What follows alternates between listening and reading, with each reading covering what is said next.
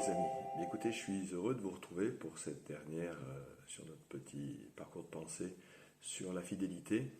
Et je vous rappelle que sur ce dernier petit passage, on va s'intéresser à la fidélité dans la famille. Alors, j'ai cherché un petit peu dans la Bible parce que je voulais vraiment un passage qui soit révélateur de ce que j'ai dans mon cœur par rapport à ça. Et j'ai trouvé le passage qui parle de Ruth et de sa belle-mère, Naomi. Nous sommes évidemment dans le livre de Ruth, chapitre 1, et c'est les versets 16 à 18 que j'ai choisis. Donc, je vous rappelle que Ruth est une Moabite, qu'elle s'est mariée avec Malon, qui est lui un juif, et donc un hébreu, et que son mari est mort, elle se retrouve seule avec sa belle-mère au pays de Moab.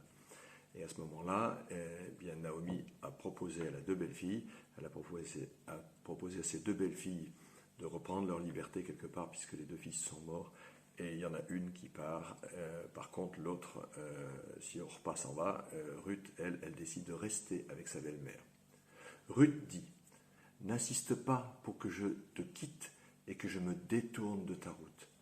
Partout où tu iras, j'irai. Là où tu t'installeras, je m'installerai. Ton peuple sera mon peuple et ton Dieu sera mon Dieu. Là où tu mourras, je mourrai aussi, et j'y serai enterré. Que l'Éternel me punisse avec la plus grande sévérité, si autre chose que la mort me sépare de toi. » Alors, il faut savoir que Ruth, déjà, est une convertie, et que parfois, les jeunes qui sont arrivés dans la foi, ça je trouve que c'est très important, ils nous montrent un petit peu le chemin. Et ça, c'est un bel exemple. Puis en même temps, l'amour entre Ruth et Naomi, entre Ruth et sa belle-mère est très fort. Pourquoi ? Parce qu'il y a Dieu au centre de cette famille. Alors Seigneur, je te remercie d'être au centre de ma famille. Je te remercie de nous accompagner dans nos difficultés, parce que comme dans toutes les familles, dans ma famille, il y en a aussi. Mais tant que tu seras au centre, Seigneur, alors ces difficultés-là, on aura la possibilité de les surmonter avec toi. Merci Seigneur. Les amis, je vous laisse vous coucher sur cette pensée. Je vous incite à faire face à vos difficultés en mettant Dieu au centre.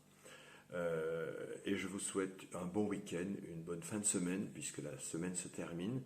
Et surtout, que le Seigneur vous bénisse abondamment. À bientôt.